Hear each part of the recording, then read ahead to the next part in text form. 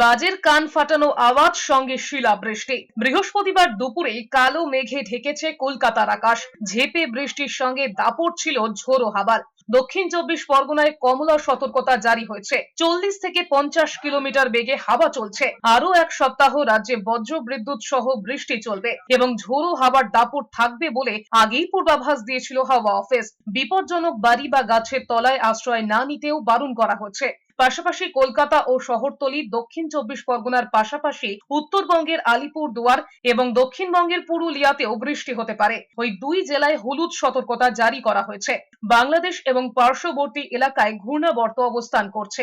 এছাড়াও উত্তর পূর্ব রাজস্থান থেকে দক্ষিণ অসম পর্যন্ত আরেকটি অক্ষরেখাও বিস্তৃত রয়েছে। এই দুইয়ের প্রভাবে বঙ্গোপসাগর থেকে প্রচুর জলীয় বাষ্প দক্ষিণবঙ্গে প্রবেশ করছে। তাতেই ঝড় বৃষ্টির অনুকূল পরিস্থিতি তৈরি হচ্ছে বলে জানিয়েছে হাওয়া অফিস।